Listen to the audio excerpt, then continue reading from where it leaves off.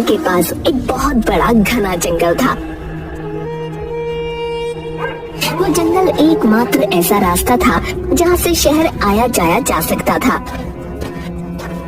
पर कुछ समय से वहाँ से आने जाने वाले लोग रहस्यमय तरीके से मरने लगे थे।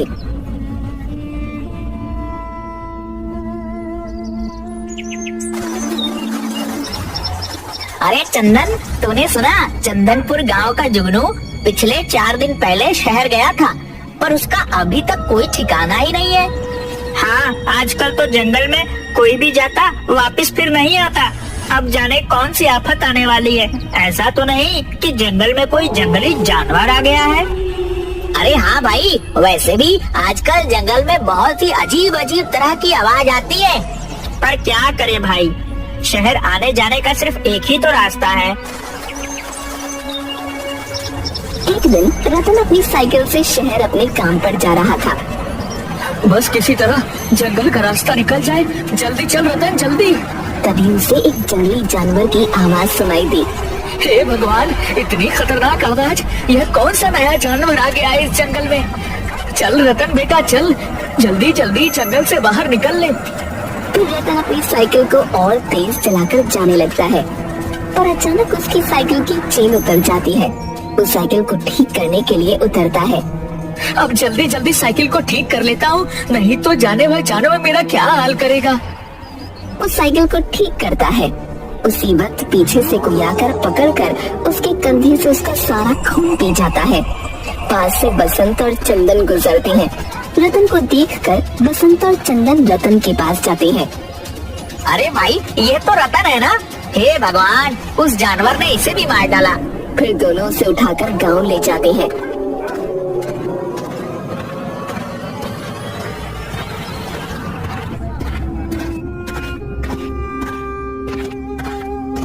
आसपास के गांव में मौत हो रही थी सो हो रही थी, पर अब हमारे गांव में भी उस जानवर का आतंक शुरू हो गया है। अब हम सभी को एक बार जंगल में चलकर देखना होगा और उस जानवर का कुछ न कुछ तो करना ही पड़ेगा। गांव में मातम का माहौल छा जाता है। अगले दिन सभी गांव वाले मशाल लेकर जंगल में जाते हैं। तभी ठोकर खाकर बसंत गिर जाता है। बाकी सभी लोग आगे बढ़ जाते हैं। अरे कहाँ जा रहे हो सबके सब? रुको रुको मेरे लिए। तभी उसे अजीब अजीब सी आवाज सुनाई देती है और वो जैसे ही पलट कर देखता है, नहीं नहीं, उसका भी खून उसी तरह हो जाता है जैसे कि रतन का हुआ था। जब गांव के सभी लोग वापस आते हैं तो बसंत की लाश को देखते हैं। अरे यह क्या? बसंत बसंत, उठ जा बसंत भाई, उठ जाओ। अरे लगता है उस जानवर ने बसंत भाई को भी मार डाला। हे भगवान, ये कौन सा जानवर होगा जो इतनी बेरहमी से इंसानों का खून पी जाता है? मुझे तो बहुत डर लग रहा है। फिर सभी लोग गांव चले जाते हैं।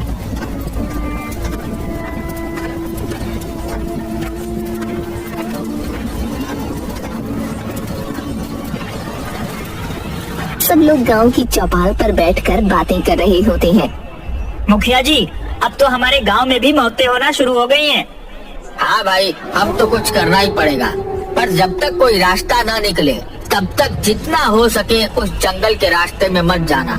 अरे पर मुखिया जी, गांव से बाहर जाने का सिर्फ एक ही तो रास्ता है। ये तो ऐसा हो गया है मानो आगे कुआं और पीछे खाई। अगर शहर नहीं गए तो भूखे मर जाएंगे, और अगर गए तो वो जानवर हमें खा जाएगा।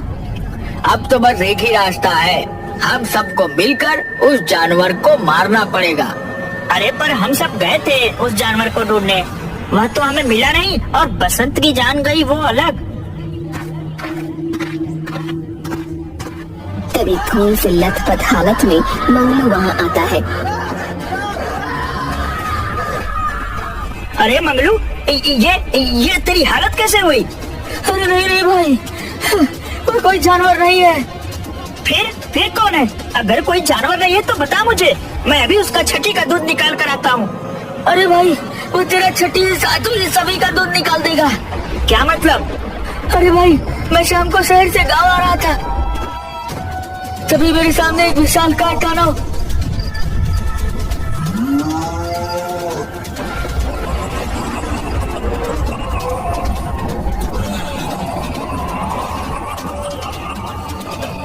नहीं नहीं, क्या कहूँ उसे मैं, मुझे तो कुछ समझ नहीं आ रहा। उसका सर इंसान का और शरीर जानवर का, उसके लंबे लंबे दांत, उन्हीं दांतों से वह इंसानों का खून पी जाता है। उसने मुझे पकड़ लिया और इतना कस कर पकड़ा कि मैंने खुद को बचाने के लिए मेरी पूरी ताकत लगा दी थी, फिर भी मैं उसके चंगुल से बच नहीं पाया। पर पता नहीं कोई चमत्कार कहूँ या कैसे कहूँ, क्या कहूँ, मैं जैसे तैसे बचकर वहाँ से निकल आया हूँ। वह बहुत ही ताकतवर था, हाँ बहुत ही ज्यादा ताकतवर। तभी वहाँ पर एक पागल औरत आ जाती है जो चिल्लाती है, वो आ गया, वो फिर से आ गया, अब तुम सबको मार डालेगा, हम में से किसी को नहीं छोड़ेगा, कोई नहीं बचेगा, वो किसी को नहीं छोड़ेगा। हाँ तुम सब मरोगे, सबके सब मरोगे। ऐसा कहकर वहाँ से वो जाने लगती है और जोर जोर से हंसने लगती है।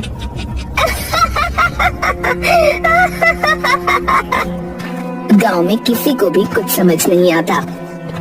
भाइयों, मेरा मत यह है कि गांव में से 4-5 लोग साथ में शहर जाकर जरूरत का सारा सामान ले आए और फिर उस रास्ते से कोई भी नहीं जाएगा। हाँ हाँ मुखिया जी, मुझे भी आपका सुझाव बहुत अच्छा लगा, बिल्कुल अच्छा। हाँ हाँ, हम लोग बिल्कुल ऐसा ही करेंगे। फिर गांव के कुछ लोग मिलकर जंगल पार करके शहर जाने लगते हैं। कोई भी अलग नहीं होगा और सभी लोग अपने हाथों में मशाले ले लो। सभी जंगल तक पहुंच जाते हैं।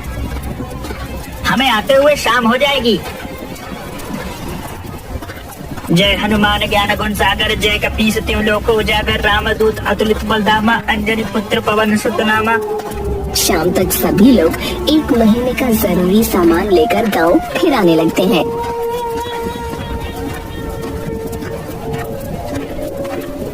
आते समय सभी लोगों के सामने एक विशाल काय आदि मानव आकर खड़ा हो जाता है। अरे भाई, लगता है कि ये वही आदि मानव है जिसके बारे में मंगलू ने बताया था, जो सबका खून पी जाता है। अब हमें भी खा जाएगा। अरे घबराओ मत तुम सब, मैं हूँ ना, मैं देखता हूँ कि यह आदि मानव हम सबका क्या बिगाड़ेगा। तभी वो आदि मानव एक आदमी को पकड़ लेता है और उसका खून पीने लगता है। बाकी सभी लोग उस पर पत्थर मारने लगते हैं। छोड़ छोड़ उसे छोड़। वो आदि मानव और भी ज्यादा गुस्से में आ जाता है।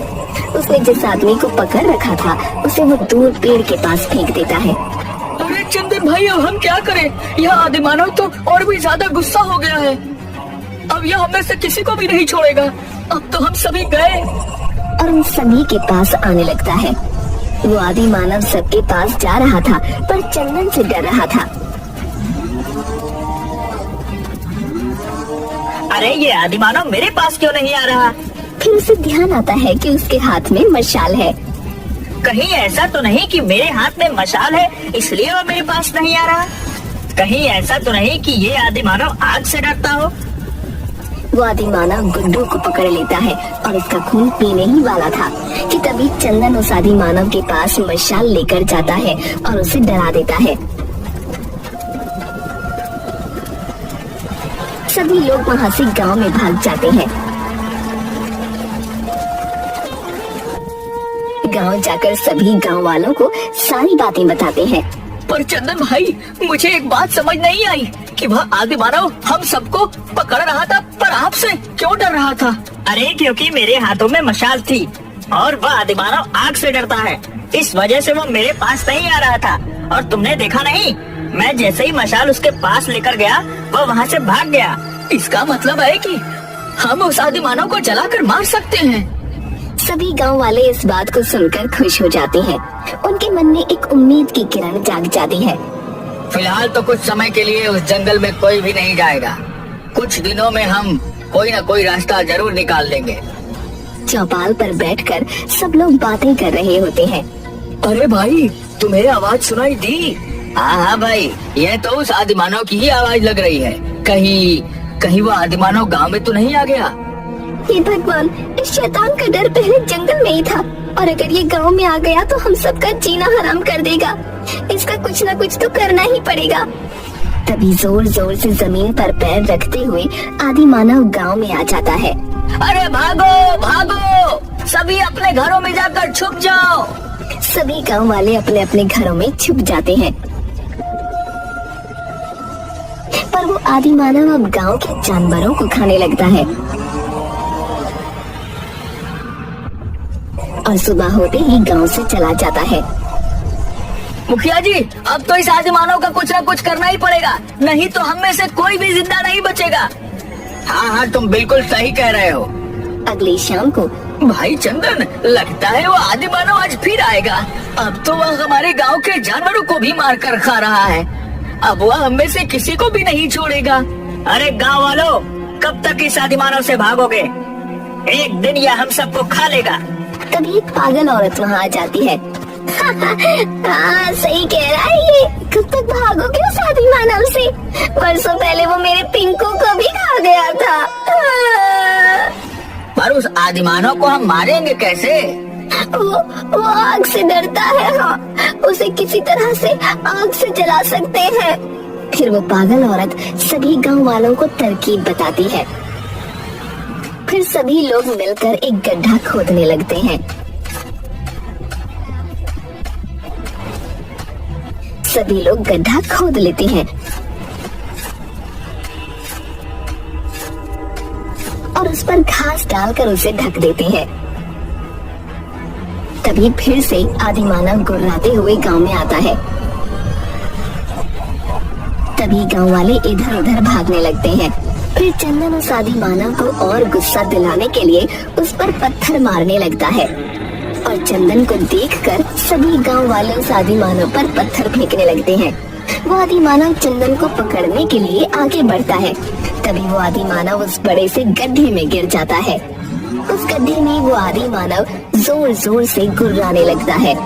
फिर चंदन उस गड्ढे में मिट्टी का तेल डालकर आग लगा देता है और वो आदि मानव तड़प तड़प कर उसी गड्ढे में जलकर राख हो जाता है।